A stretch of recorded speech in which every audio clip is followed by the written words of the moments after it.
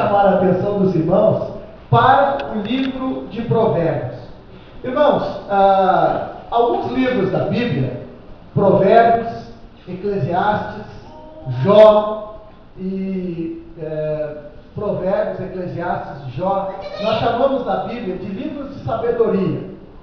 Os livros de sabedoria, eles são diferentes dos outros, dos profetas, dos livros de Moisés, dos livros do Novo Testamento, porque esses livros, eles tocam em temas, né? Fala da lei, fala da aliança, fala da eleição, e esses livros, eles têm um contexto de falar com o povo de uma maneira coletiva, ou seja, não fala com uma pessoa, mas fala com todos. Os livros de sabedoria são diferentes. Eles não estão preocupados com o coletivo, mas eles procuram tocar cada um individualmente.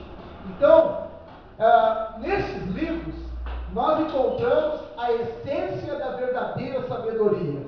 Está lá, se nós quisermos observar, o versículo tema, o versículo chave, ou o versículo mais importante do livro de Provérbios, que está no capítulo 1 e no versículo 7, que já foi lido aqui pelo irmão Anderson. O temor do Senhor é o princípio do saber.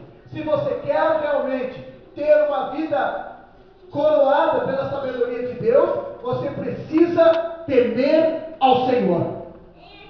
Agora, meus irmãos, é importante também observar que o livro de Provérbios, ele qualifica, ele nos explica o que é temer a Deus.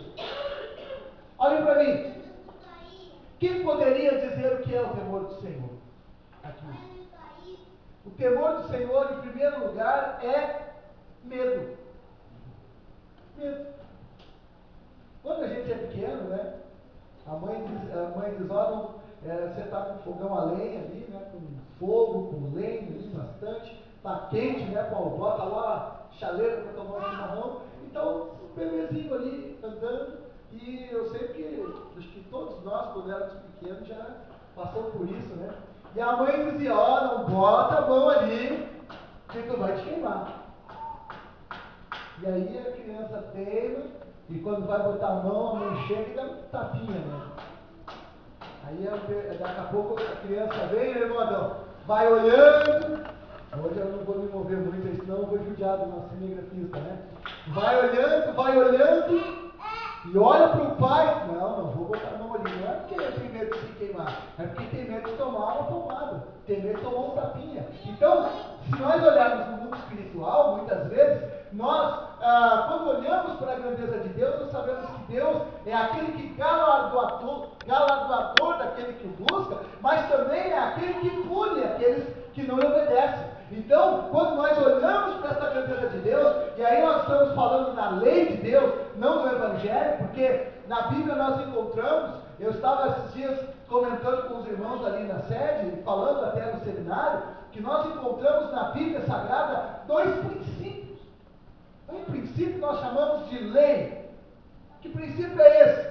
É o princípio pelo qual Deus nos ameaça. O princípio no qual Deus, ele chama a nossa atenção, o princípio no qual Deus apresenta o castigo para aqueles que não lhe obedecem. Mas nós temos também na Bíblia um segundo princípio, o Evangelho, aonde o Senhor nos oferece a vida e a paz, se unicamente nós crermos no que Ele fala. Amém? Aleluia. Então, na nossa mensagem, na nossa pregação, nós muitas vezes, irmão Luciano, nós pregamos lei e pregamos Evangelho.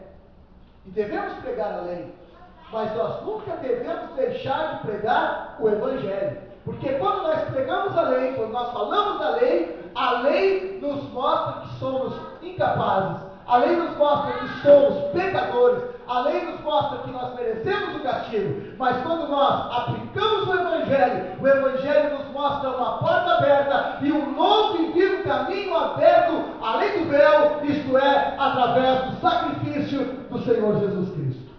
Amém? Agora, meus irmãos, a sabedoria do Velho Testamento, ela está muito associada a esse conceito de lei. Faze e viverás. E é por essa razão que essa sabedoria, ela é tão importante para nós no nosso dia a dia. Então hoje nós vamos apenas dar a introdução. Semana que vem nós vamos entrar mesmo, mas de cabeça no livro de Provérbios. Mas primeiro a gente precisa conhecer, entender por que você encontra esse tipo de literatura na Bíblia, porque ele está sempre mandando você temer ao Senhor. Então, em primeiro lugar, o temor ao Senhor é medo. Segundo lugar, temor ao Senhor é reverência, cuidado. Amém? Eu me lembro quando eu era pequeno, eu sempre fui meio arteirinho, e a minha mãe às vezes dava uma palmada em mim. E aí eu não lembro quem que é que eu queria pegar, mas eu sei que uma vez eu peguei, caiu tudo por cima de mim e acabei me machucando. Mas eu me lembro que a mãe só, opa, olhava assim, eu via que ela estava ali, eu voltava. Eu me lembro que uma vez ela disse uma coisa para mim, nunca mais esqueci: tem medo, mas não tem vergonha. Né? Tem medo, mas não tem vergonha. Nós somos assim.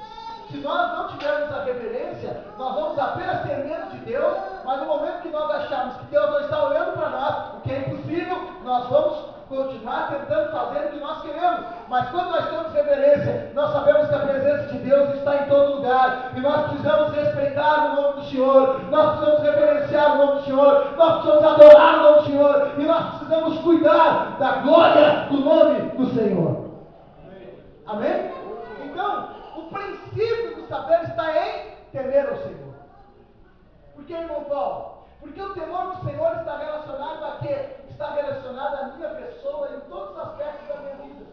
Se eu temo ao Senhor, eu não vou mentir para o meu irmão, porque eu sei que há um mandamento específico que fala que eu não devo tomar falso testemunho.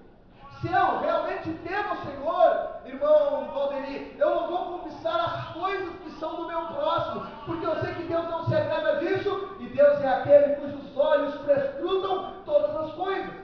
Se eu tenho realmente temor do Senhor, eu vou honrar o meu pai e a minha mãe, porque a Bíblia diz que este é o primeiro mandamento com promessa. Estão entendendo? O temor do Senhor se relaciona à nossa vida em todos os aspectos. E é por essa razão que Salomão diz aqui: o temor do Senhor é o princípio do saber. Amém? Se você quer realmente ser um homem ou uma mulher de Deus, sábio, sábia, então tema ao Senhor. Agora, diz o seguinte: os loucos, porque quando nos livros de sabedoria se fala do homem sempre em dois aspectos. Os justos são aqueles que temem a Deus, os sábios, e os loucos, os ímpios. Aqui louco não é no sentido de uma pessoa que está sem juízo algum e que sai fazendo coisas de pessoa insana. Não, ele está dizendo que não temer, não respeitar, não ouvir e não compreender as palavras de Deus é uma loucura. Então ele diz que o louco, nessa acepção, ele é uma pessoa que despreza o quê? A sabedoria. E agora vocês observem que nesse texto, o Salomão ele faz uma divisão interessante entre sabedoria e ensino. Amém? Porque, veja bem, sabedoria não está tão relacionado ao conhecimento que nós temos quando sentamos no banco de uma escola. Nesse caso, o conhecimento, que é o ensino que está aqui na segunda parte, é aqueles conhecimentos que nós acumulamos quando lemos um livro, quando participamos de uma palestra, de uma aula. Então é um conhecimento que vai sendo construído na nossa mente, na nossa cabeça. Agora a sabedoria, ela vem, irmão Adão, da experiência. Você pode pegar uma pessoa, conversar com uma pessoa graduada, formada, quem sabe até mesmo pós-graduada, com mestrado, doutorado. Você conversa com aquela pessoa, irmão Anderson, você vê que ele não tem sabedoria. Ele tem conhecimento. É um doutor, é um mestre, é uma pessoa cheia de conhecimento, mas não tem sabedoria. Às vezes você vai conversar com uma pessoa que às vezes nem ler e escrever sabe, mas quando você começa a conversar com aquela pessoa, você percebe que aquela pessoa adquiriu ao longo da sua vida uma forma especial de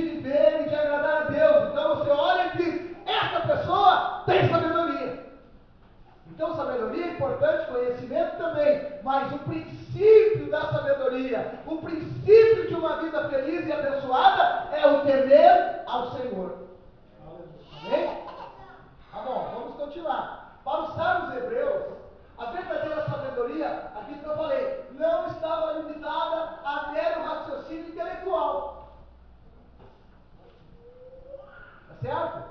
Às vezes a gente, no meu dia a dia, atualmente eu escuto muita gente assim, né? Converso com muita gente assim, sabedoria intelectual. Ele conversa 2 minutos com você, psicólogo, ele já sabe se você teve um trauma, entendeu? Ele conversa com você, ele sabe tudo da anatomia humana, ele sabe tudo da psique humana, mas não sabe nada da vida, não conhece a vida, não conhece como a gente pode viver neste mundo e agradar a Deus. Então essa sabedoria não é um raciocínio intelectual, especulativo, ao contrário, é algo que nós podemos praticar no nosso dia a dia, para o esposo ser o melhor marido, para o filho ser um filho abençoado, para o pai ser um pai mais comprometido com o seu lar. É isso que os livros de sabedoria, especialmente o livro de Provérbios, tem para nos ensinar. Ou seja, uma sabedoria de cunho prático. Uma sabedoria aplicável no nosso dia a dia. Conhecer a teoria da relatividade é muito interessante. É física. Né? Conhecer, agora mesmo, hoje eu quase fundi a minha cabeça fazendo um trabalho sobre teísmo filosófico. Era o último dia para mim entregar, quase morri para fazer. Né? Teísmo filosófico. Você vai discutir com os ateus os argumentos da existência de Deus, o argumento do motor, o argumento teleológico, o argumento ontológico. Só que isso no dia a dia, quem vai ganhar alguém para Jesus com um negócio desse?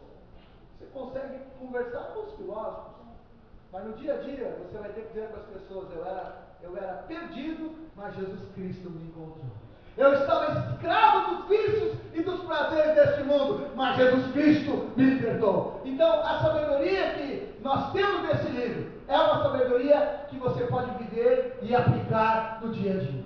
Não vou dizer que esse outro conhecimento não é importante, deve ser buscado se for possível. Mas o mais importante é aquilo que você pode viver no seu dia a dia. Tá bom? Vamos adiante. A origem da literatura sapiencial, que são esses livros, sapientia, né, quer dizer sabedoria, vem na necessidade urgente de dar respostas a questões delicadas. O Espírito Santo, que inspirou a Escritura, irmãos, ele sabe, ele tem conhecimento de que existem muitas questões do dia a dia que precisam ter respostas. E as respostas nós não vamos encontrar em outro lugar que não seja na palavra de Deus. Amém? Então eu vou começar a trabalhar um pouquinho. A sabedoria que esses escritos didáticos fazem permanente referência, tentando inculcá-la nos seus leitores, é de caráter prático. Não consiste em um apelo teórico, mas numa exortação para saber viver, para que o comportamento da pessoa seja adequado a todas e a cada uma das circunstâncias da vida. Como é que a gente vai se comportar na hora da perda? Não é? Isso é uma coisa que a gente não gosta de pensar, mas todos nós, se não passamos, vamos passar por isso. A hora da perda, a hora da dor, não é? Como é que nós vamos enfrentar? Na hora da afronta, não é? Na hora da dificuldade, e do jeito que as coisas estão indo no nosso país, daqui a pouco vai ter a hora da perseguição, não é? Do jeito que as autoridades, do jeito que a imprensa estão levando as coisas, daqui a pouco vai ter a hora da perseguição. E como é que nós vamos nos comportar? Então nós precisamos aprender. Quando surge um problema conjugal, como é que nós vamos fazer? Aí o mundo sabe, né? Alguém diz, a gente troca, a gente muda como quem muda de peça de roupa, não tem problema não. E isso é a cosmovisão do mundo, que não leva em conta a palavra de Deus. Mas a Bíblia Sagrada nos ensina como lidar com os problemas conjugais. Com os filhos, quando eles passam por aqueles momentos, principalmente na adolescência, por isso que é tão importante, irmãos, você apoiar o seu filho. E eu quero até dar uma nota, eu já quis dar esse link para falar sobre isso. Irmãos, os cultos de adolescentes estão tendo uma outra dinâmica. Nós não, os cultos agora eles não são cultos públicos, né, Valdemir? Mas são reuniões aonde os adolescentes estão recebendo trabalhar da palavra de Deus para as questões pontuais que eles enfrentam. E claro que depois vai ter um culto público, a gente vai convidar todos, mas nós precisamos que os irmãos se enviem. E quem puder vir, venha também. Eu fiquei muito contente. Semana passada, eu estive na Vila Jardim, né? Isso. E aí, tinha a ceia ali, nós ministramos a ceia com os irmãos, e depois eu vim pegar a Rejane do meu garoto aqui. E eles estavam, né, até ficaram constrangidos um pouquinho quando eu cheguei, né, mas estavam trazendo o ensinamento do jeito que eles assimilam, com uma linguagem, com uma técnica que é própria para eles. E é isso que nós precisamos enfatizar, irmãos. E aí foi feita, aí foi um outro dia que eu tive aqui, foi feita as perguntas, né? Eu cheguei aqui, vamos falar do tema. E os adolescentes fazendo perguntas de adulto mesmo, né? Então o que é isso? A gente precisa aplicar a todas as pessoas da igreja, da família, as soluções da palavra de Deus. Amém? As nossas amizades, as coisas que nós falamos, as coisas que nós fazemos, os lugares aonde vamos, todas essas coisas elas são contempladas pela palavra de Deus. E nós precisamos conhecer a palavra de Deus para que a gente possa se comportar de modo digno de Deus. Irmãos, eu coloquei assim como o bom artesão possui uma espécie de sabedoria que o capacita para esculpir madeira, forjar metal, engastar pedras preciosas ou compor belas telas, o sábio, segundo a perspectiva bíblica, possui o quê? Habilidade. A gente olha, irmãos, na Bíblia Sagrada, por exemplo, o exemplo, ou a história, a gente olha, de Salomão, por exemplo. Está lá o Salomão sentado no trono, e de repente chegam aquelas duas mulheres. Aquelas mulheres chegam, cada uma com uma criança, ou seja, cada uma com uma mesma criança, cada uma dizendo que era mãe, naquele tempo não existia exame de sangue, DNA, não existia nada disso. Não dá para olhar assim, essa aqui acho que parece mais com essa. Não, isso é muito relativo. Mas Salomão é um homem que tinha uma rapidez, uma sabedoria especial. Aí Salomão ele olha e pensa assim, o Espírito Santo coloca no seu coração. O amor de mãe é um amor que vai se assemelhar ao amor de Deus. Eu vou dizer que eu vou partir essa criança no meio. A verdadeira mãe vai desistir da criança. O que ela quer mais é ter seu filho vivo. O que ela mais quer é isso. E foi o que aconteceu. Salomão olha, as duas estão brigando pelo filho? Então tá. Então é o seguinte, ô soldado, traz a espada aqui. E nem diz o gaúcho, atora essa criança no meio. Dá metade para cada um para as parar de brigar. A mãe verdadeira, não. Deixa claro. Não faça nada contra a criança. Então, agudeza, habilidade e as qualidades precisas para enfrentar com êxito as contingências da vida, quaisquer que sejam. Irmãos, nós enfrentamos no nosso dia a dia uma carência de sabedoria muito grande. Às vezes você está numa fila, né? E a gente, é só ser brasileiro para estar em algum tipo de fila, né? A única fila que a gente não fica bravo que alguém passa na nossa frente é a fila para morrer, né, gente? Vocês têm a fila para morrer, chegam, não, quer passar, não, pode passar, né? Se dá os primeiros, né? Os primeiros, né? As damas primeiro, né? A gente sempre acha um jeito, né? A gestante primeiro, né? A gente sempre acha um jeito de permitir que alguém passe na frente, né? Mas outros tipos de fila a gente fica bem bravo, né? Quando alguém passa na frente da gente, né? Mas a gente fica sempre numa fila. E geralmente quando é fila do SUS, quando é fila do hospital, né, da consulta, o povo está ali botando tudo que pode, né, chamando as autoridades e falando que... Você já pensou se você aproveita essa fila para falar do amor de Jesus? Amém? Esses dias eu saí com o irmão, vou ver, não daqui, nós fomos fazer um trabalho, e eu estava com ele. E você sabe como é que é, pedágios, caros, etc. Então tem um pedágio, parece que agora esse pedágio já não é mais tanto assim, mas tinha um pedágio lá para acima de Lajeado, tem uma serra forte lá, se não me engano era em torno de uns R$14, coisa assim, o valor era bem caro. E aí aquele irmão que estava me levando, mas tinha tudo pago, as despesas pagas. Ele baixou o vidro na hora de pagar. Ele só não bateu no coitadinho do rapaz que estava trabalhando ali, porque o coitadinho do rapaz só foi dizer para ele, boa viagem. Vocês, seus ladrões, o que vocês estão pensando? Isso aqui é um assalto! E o coitadinho do rapaz ali. Aí eu disse, mano, só um pouquinho. Olhei para ele assim, não esquenta a cabeça, disse pro rapaz. A gente sabe que você está trabalhando, mas tenha um bom dia. Puxei um folheto e dei um folheto para ele. Jesus te ama. As pessoas estão brigando por qualquer coisa. Às vezes a gente mesmo, né? Fica irritado.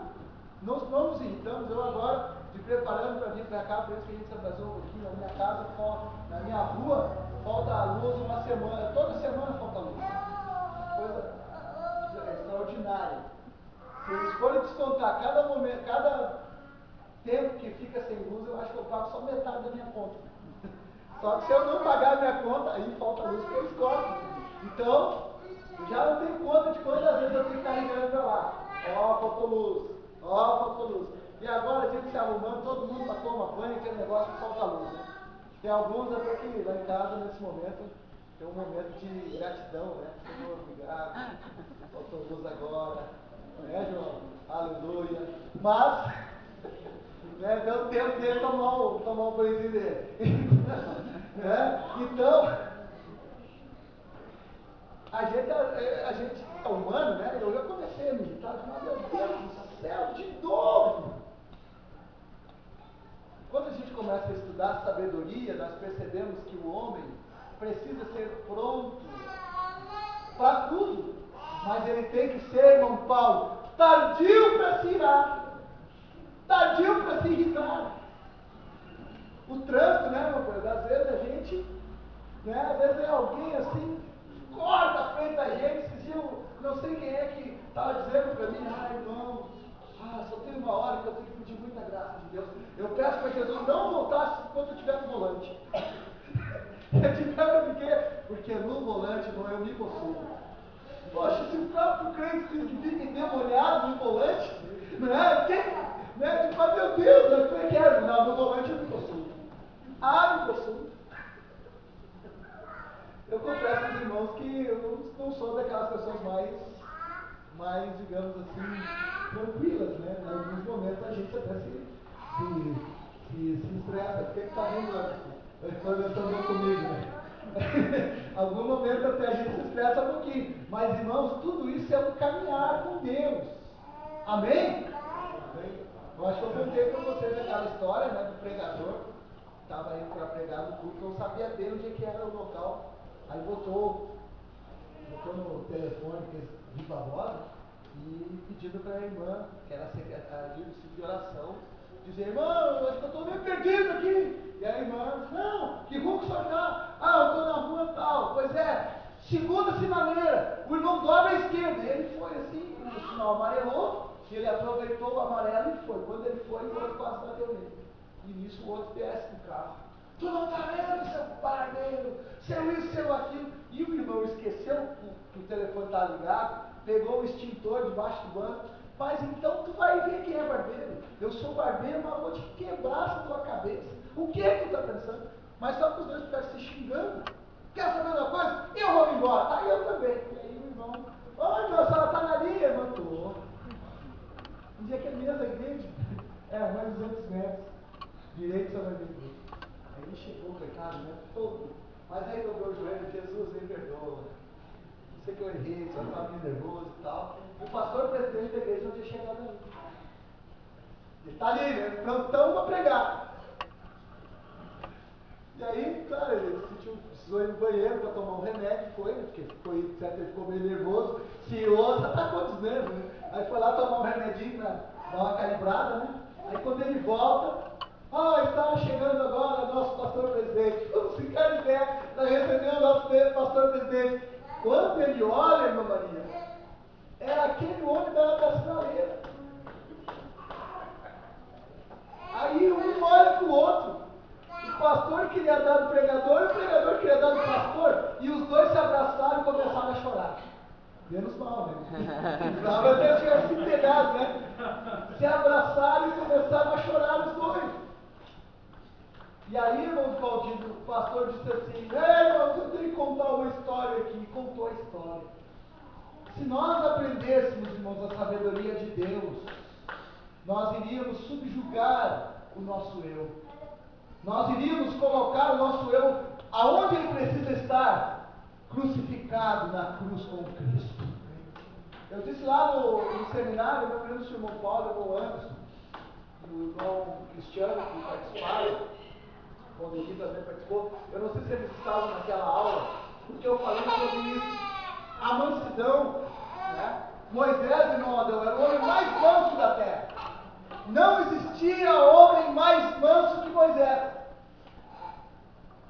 Mas 1 minuto que ele desceu da cruz, irmãos, 1 minuto, não foi mais do que isso. Ele perdeu tudo que Deus tinha preparado para ele. Já pensou, irmão? Deus disse para ele assim: Moisés, é o seguinte, tu vai lá, fala com a rocha, e vai manar águas para que o fogo para que bate a sede do povo.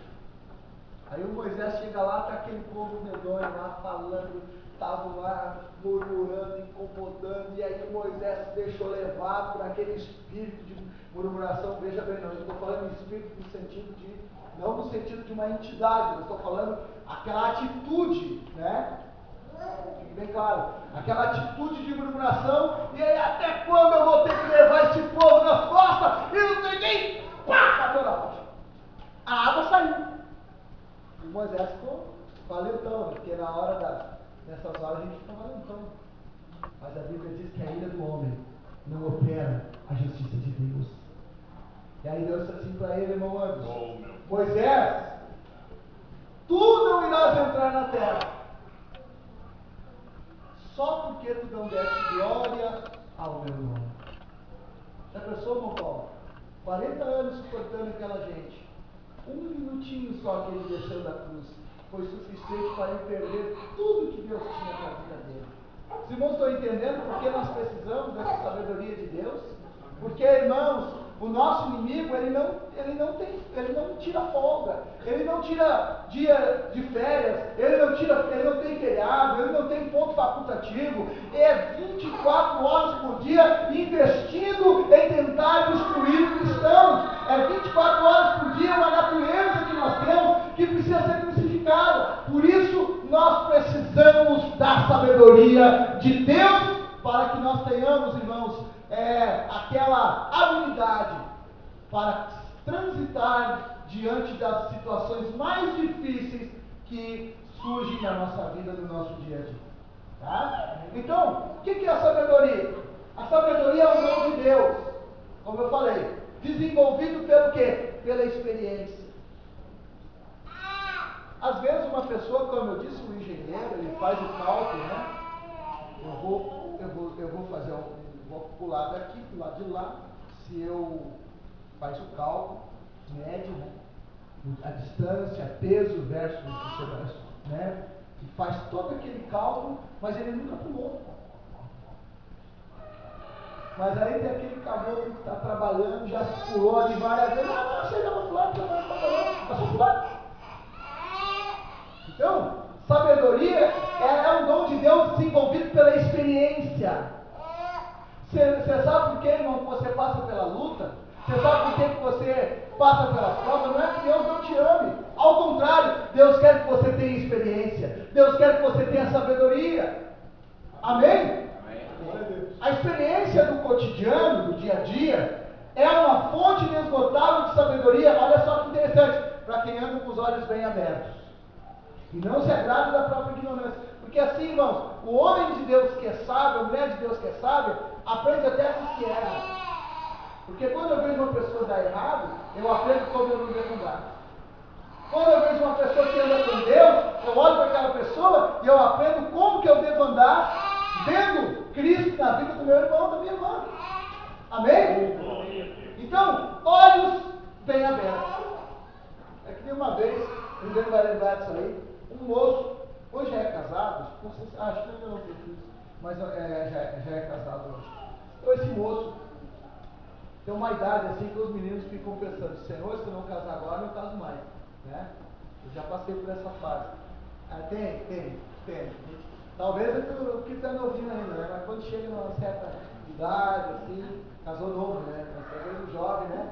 Chega numa certa idade, né? Fica orando que nem o profeta, né? Ora, e a chuva não vem, aí ele tem que subir um monte, né?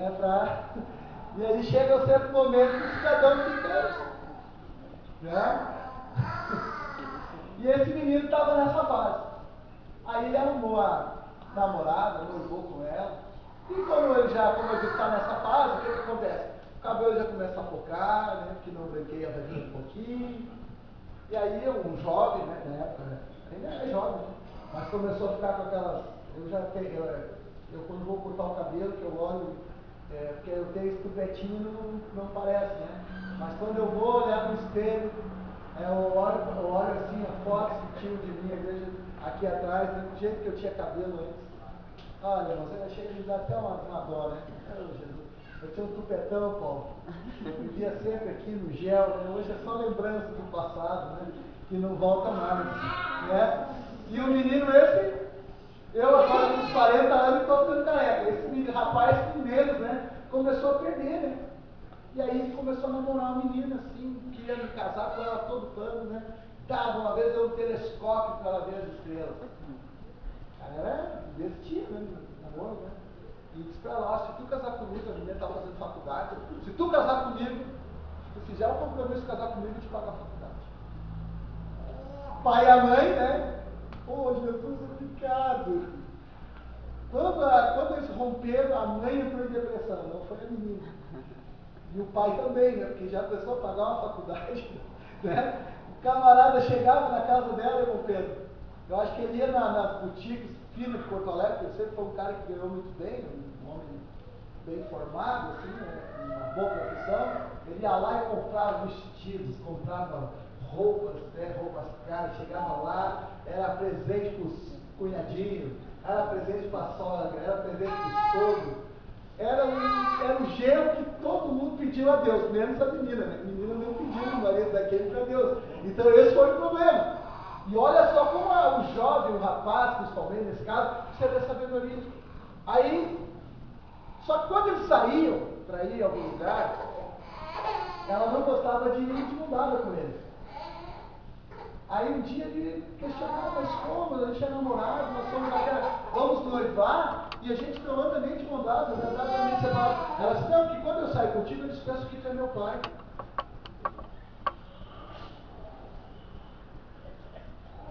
Já pensou, meu irmão?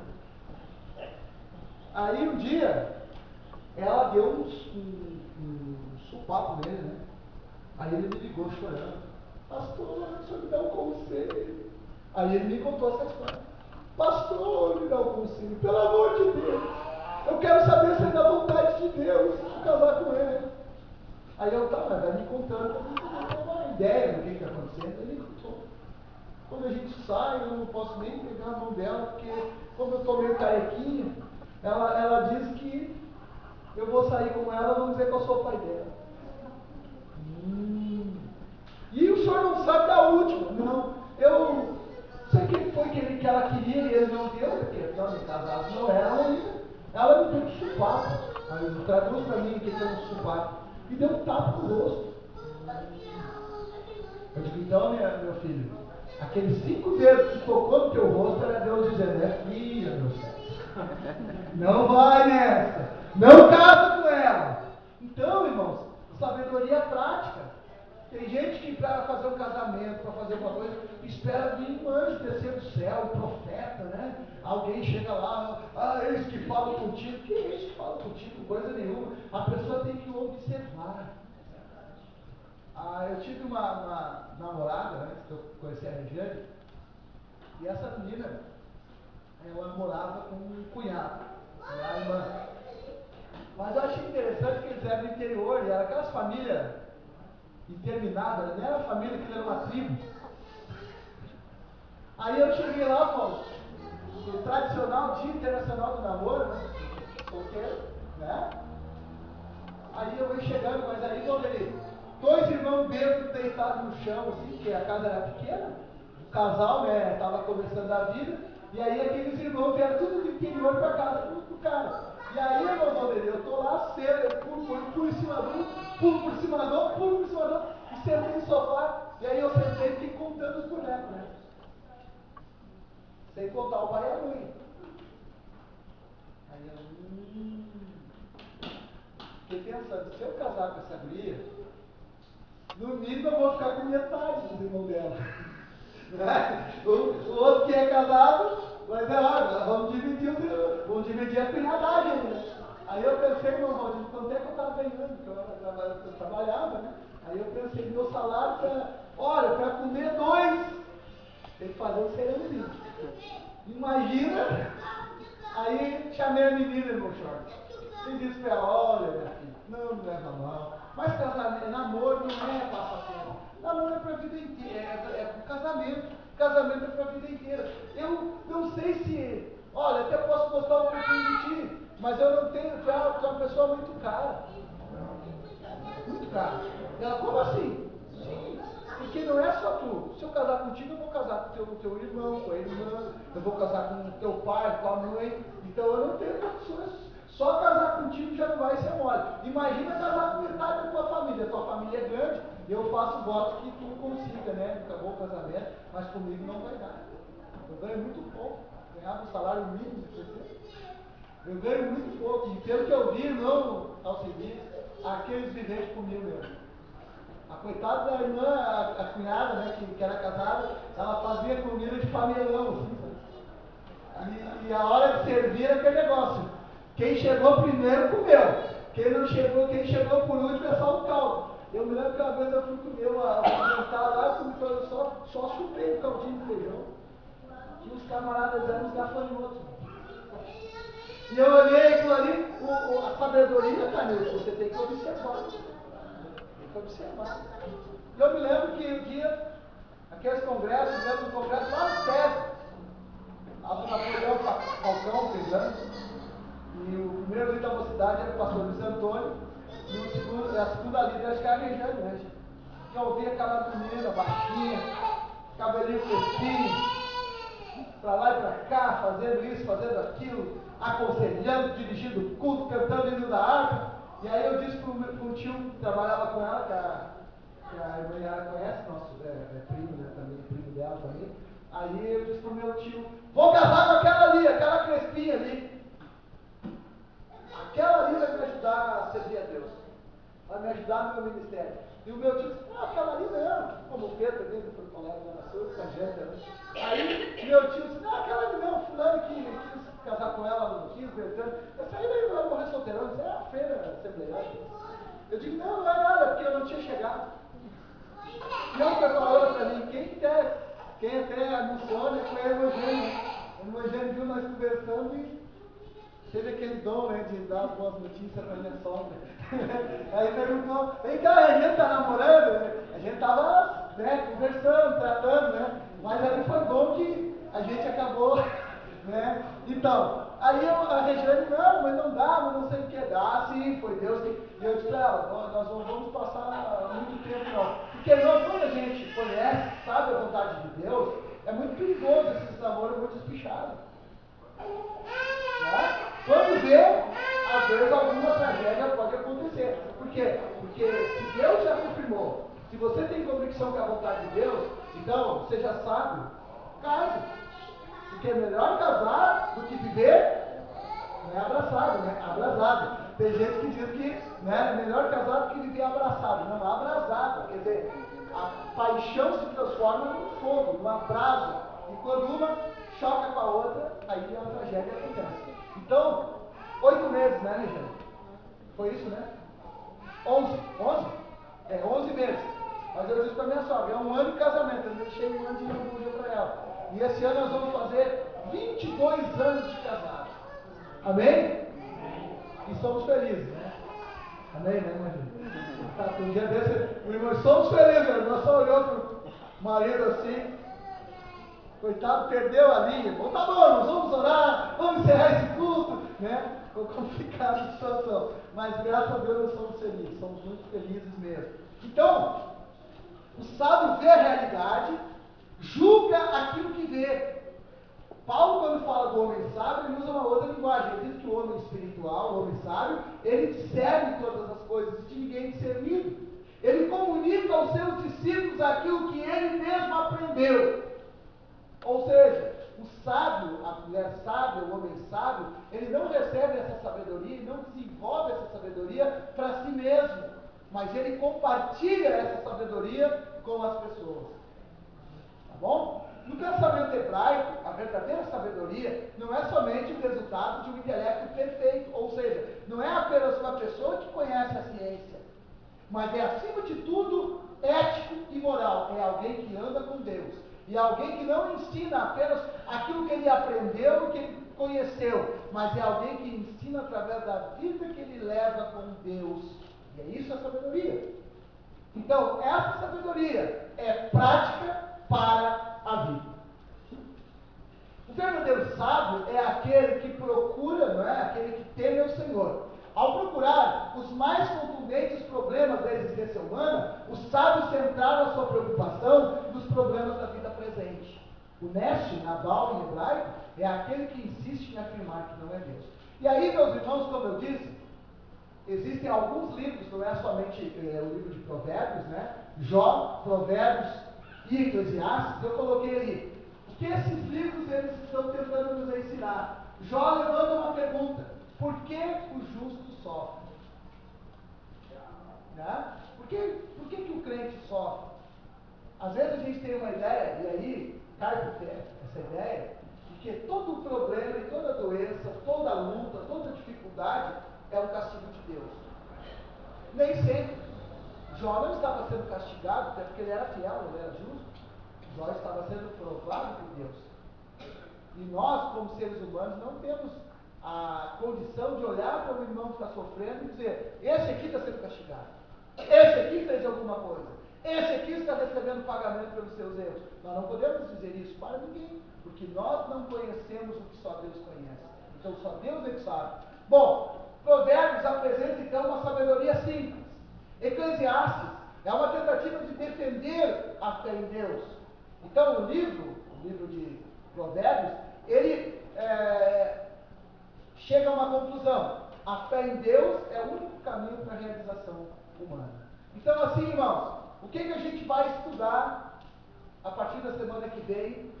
Os temas predominantes que nós vamos estudar, entre outros, alguns deles, né? Primeiro, domínio próprio. Como eu disse, a gente ganha ou perde a batalha no assunto do domínio próprio. A Bíblia diz que aquele que tudo se domina é varão perfeito. Amém? E aí nós vamos aprender como que a Bíblia conceitua essas coisas. Como nós devemos trabalhar. O valor do trabalho, isso aqui é outra coisa muito importante. Às vezes eu ouço algumas pessoas falarem e não falarem corretamente, que foi por causa do pecado de Adão que o homem teve que trabalhar.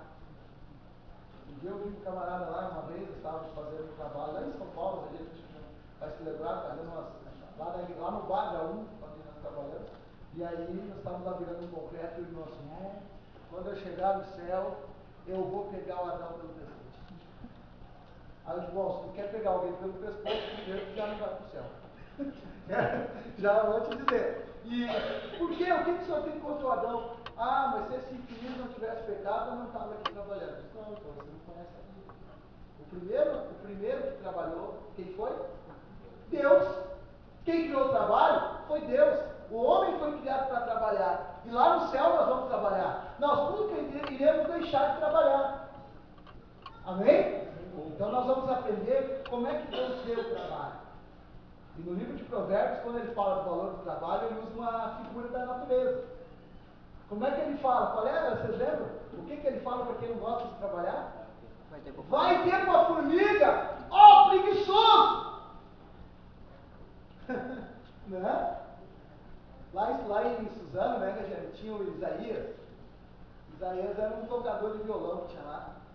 O Isaías, irmão, ele dizia que o único dom que ele tinha era tocar violão.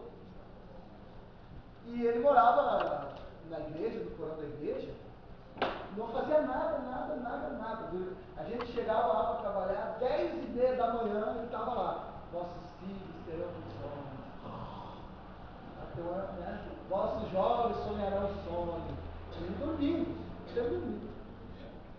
Aí um dia eu chamei ele. E disse, meu irmão, o que a Bíblia diz? Aquele que não trabalha, não tem a medo de dizer, é a Bíblia que diz. Que não trabalha, não coma. Eu te falei, olha, se você não trabalhar, nós vamos cortar a tua cesta básica que tu ganha aqui. Pelo menos alguma coisa no sábado, no dia que tem que nos ajudar. Aí quando chegava na hora de virar a massa, Paulo, ele sentia o desejo de interceder pelas almas perdidas. Só que ele disse, eu não me sinto muita vontade olhando esses bancos, eles são muito duros. Eu gosto de orar lá em casa. Deitado bem, né? Aí o que aconteceu? Ele pegava e ia na casa dos irmãos para comer. Aí eu cortei essa básica dele. Mandava as crianças dele pedir para os irmãos, não, irmãos. Se a criança tiver com fome, dele comer. Mas não mande nada, porque senão ele come e deixa a criança só olhando. Porque não quer trabalhar. Eu arrumei, consegui uma casa com o prefeito, né? A gente lembra, né, gente? Eu consegui uma casa para ele morar com o prefeito. Mas aí ele tem que trabalhar, porque a água e luz tem que pagar. Entendeu? Aí ele ficou lá. Ó, complicação. Pessoa que não quer trabalhar. Uma outra congregação que nós temos, isso aqui vai indo, uma outra congregação, tinha um irmão, casou, teve uma filha com a irmã, filha legítima e tudo. Só no Paulo, que para ele buscar a filha no colégio, a irmã tinha que pagar. O próprio pai buscar a própria filha. E ele disse para ela assim, tu me ama, fulano? Te amo. Então eu vou te dizer uma coisa, tu quer viver comigo, tu me sustenta, porque eu não trabalho. E aí a irmã amava ele, né? Eu te sustento. E aí a irmã, coitadinha, cedo, de madrugada, ia do trabalho, e o cidadão aquele com a barriga maior que a minha. Aí ele dizia que não podia trabalhar porque tinha um problema no coração. Aí um dia nós no culto, mas era um culto abençoado, eu não lembro quem estava pregando, mas ele era um pregador. Aí, acho que era o Carlos Mello, né, que era um homem que Deus usou muito esse tempo atrás. Usa ainda, mas ele não está mais aqui, está no outro, ele está no Uruguai lá. E Deus estava usando o pastor Carlos Mello e muitas pessoas curadas, e ele assim, aleluia, irmãos, eu senti que Deus me deu um coração novo, eu gritei, então amanhã eu vou te arrumar no serviço. Não, pastor, mas primeiro eu tenho que fazer os exames. Primeiro eu tenho que fazer os exames. Vai que ele esteja me precipitando. Que coisa triste, né, irmão? Aí, a Regiane, irmãos, minha esposa, teve uma época de muita dificuldade para nós, e ela tinha uns irmãos ali que tinham banca na Ceasa, eles conseguiam saco de alho, né?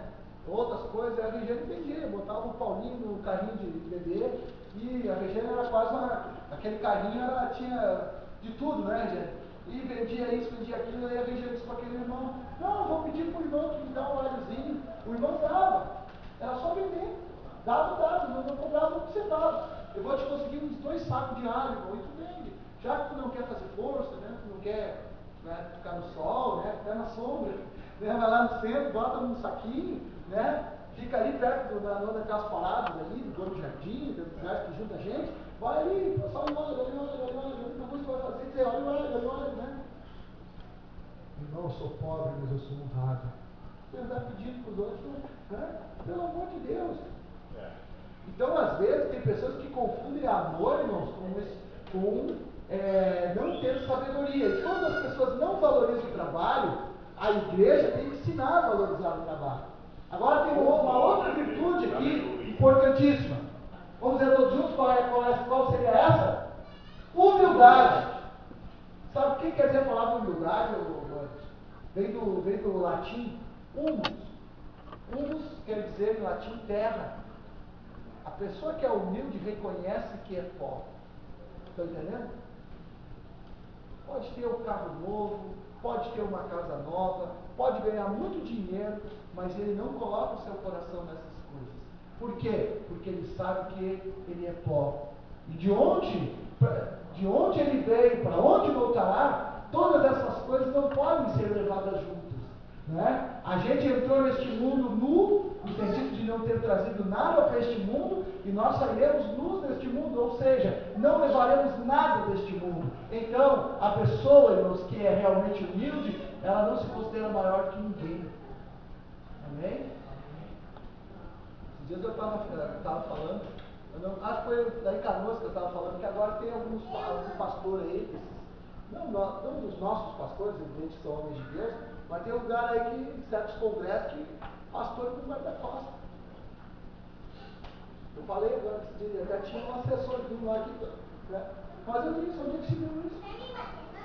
Agora, eu não sei se vocês ouviram falar do Elesiano, pregador aí, ele veio fazer foi dividir aqui uma igreja, abriu uma divisão aí, numa cidade próxima, como ele é deputado, né? Foi jantar naquela churrascaria que ele tem ali perto do aeroporto ali, que é só. Né? Uma vez nós levamos o pastor Lauri ali, o irmão me deu um balão, mas nós levamos, eu nem sabia, achando que era 20 pila, né, por cabeça, né? Meu Deus do céu, acabou com o meu parceiro de crédito.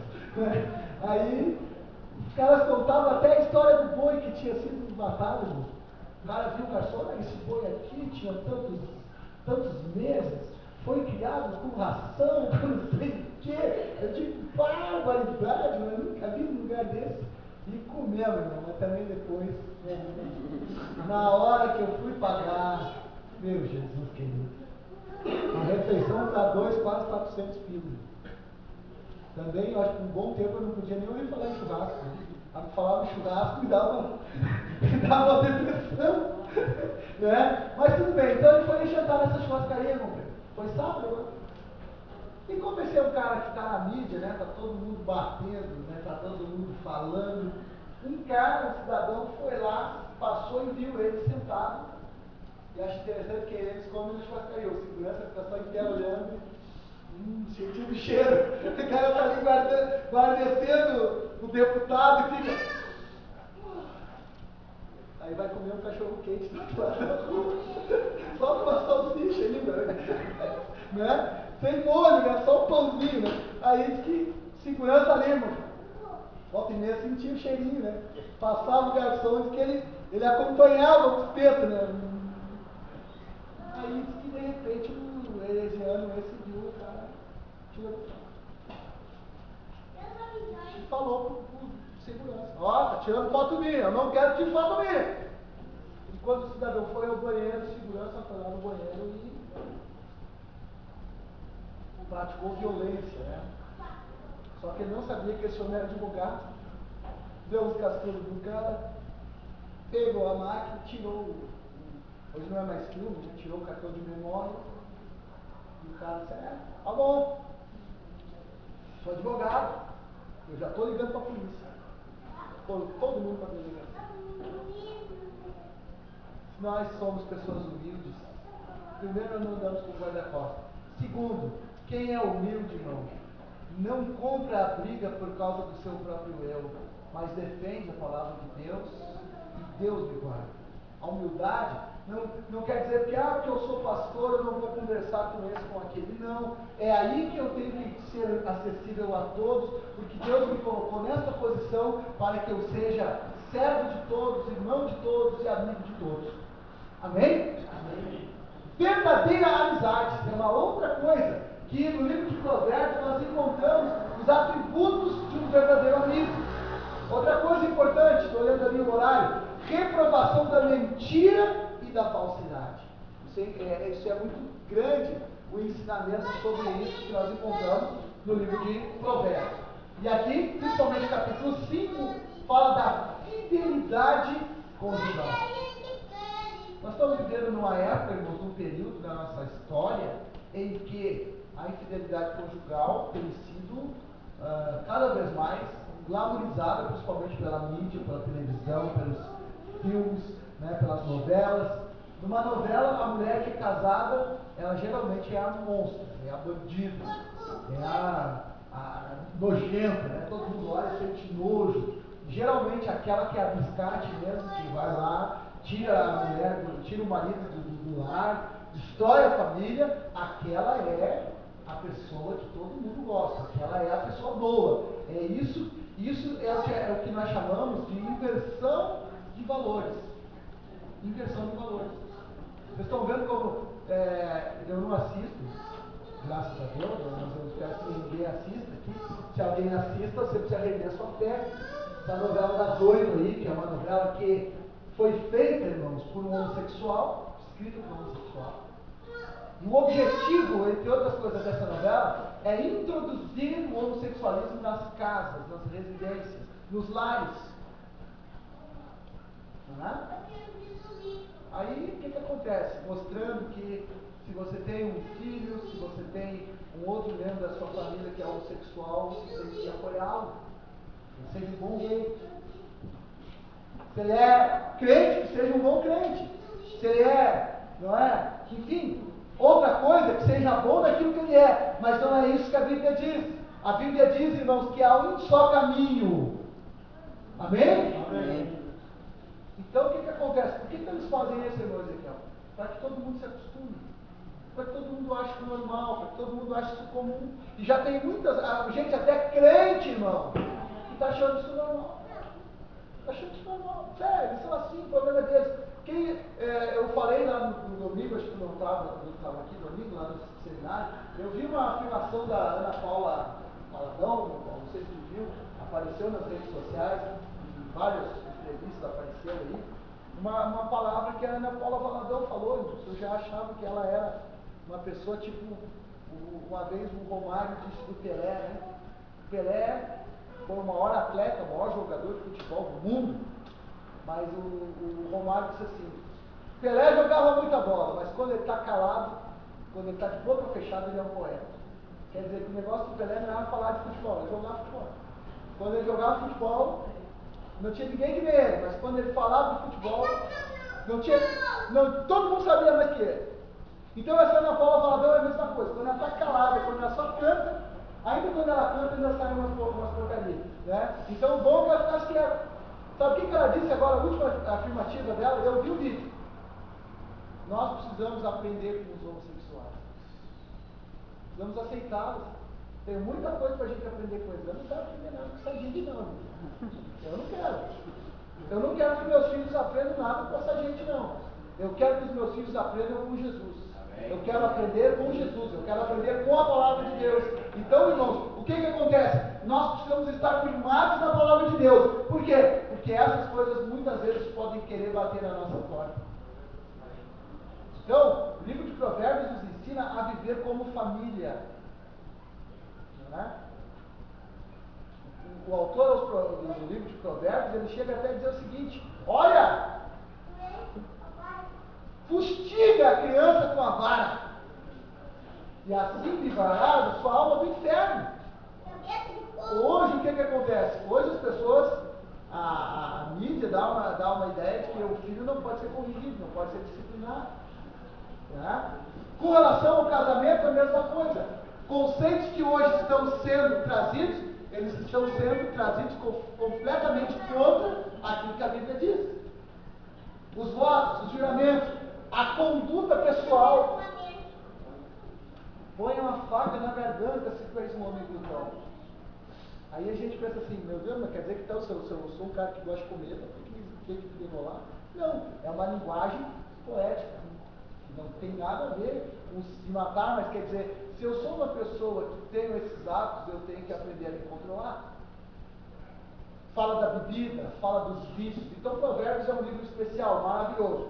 Outra coisa importante: Provérbios nos ensina a bondade e a generosidade para com aqueles que necessitam. Isso aqui é muito bom. Então, o livro de Provérbios é um livro que desafia as pessoas simples, bem como os sábios, a buscarem a única e verdadeira sabedoria, que é o quê? Uma forma de vida baseada na obediência a Deus e que se manifesta no amor, na bondade e na justiça. Então, a verdadeira sabedoria não repousa unicamente na meditação dos conceitos abstratos que regem o universo, teísmo, mas no conhecimento que reflete uma conduta que atesta a sabedoria.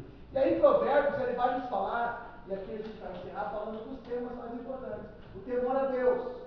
Sábios entendiam que o temor reverente ao Senhor é o fundamento de toda a sabedoria. Tá? Então a virtude essencial para quem deseja receber a sabedoria de Deus é o temor. E como eu disse, a maior parte do livro de Provérbios visa uma sabedoria aplicável no dia a dia. Algumas situações da vida não foram contempladas nem na lei e nem pelos profetas. Quais seriam eles? O relacionamento entre os cônjuges. Ou seja, quantas situações como casados nós já enfrentamos, né? Se alguém disser, eu nunca tive um problema no meu casamento, é porque não casou ainda, né? Porque todos casaram, porque nós não somos a mesma pessoa. Eu não sou a mesma pessoa que a minha esposa, ela não é a mesma pessoa que eu. Então nós precisamos nos compreender, nós precisamos nos ambientar. Qual deve ser o relacionamento com os pais, com o rei, com os subordinados, com os amigos, com os inimigos, com os ricos e com os pobres? Outra coisa importante, a vida pessoal. A sabedoria é apresentada como um princípio essencialmente prático, fundamentado no quê? Na observação e na experiência. Tá bom? Vamos nos colocar de pé, então, meus irmãos. Hoje foi só uma introdução, então, semana que vem nós vamos estudar então, o capítulo 1 deste maravilhoso livro, que é o livro de Provérbios. Vou convidar o irmão Luciano, que vai estar passando aqui, e estar fazendo uma oração com todos nós. Oramos ao Senhor. Senhor Deus e Pai que está no céu, em nome do teu Filho amado Jesus, louvamos a Ti, Pai querido, por Tua graça e compaixão, Senhor, a qual nos fora revelada no dia de hoje. Senhor, aqui está a Tua igreja, Senhor, pedimos a Ti que o Teu bendito Espírito Santo, Senhor, possa conceder a nós, Senhor, a sabedoria que emana da Tua parte, Senhor, que emana da Tua palavra, para que possamos, Senhor, conduzir a nossa família, os nossos passos, a cada dia aos pés da cruz, Senhor, e estarmos preparados como igreja para o dia do arrebatamento, Senhor. Abençoa, Senhor, poderosamente a cada irmão, a cada irmã, Pai querido, que neste momento o Teu Espírito possa trabalhar em nossos corações e a Tua palavra venha germinar e possamos colocar em prática em nossa vida. Em tudo te damos graça e te pedimos, ser conosco em nome de Cristo Jesus. Amém e amém. Se Deus é por nós, quem será contra nós? Ninguém.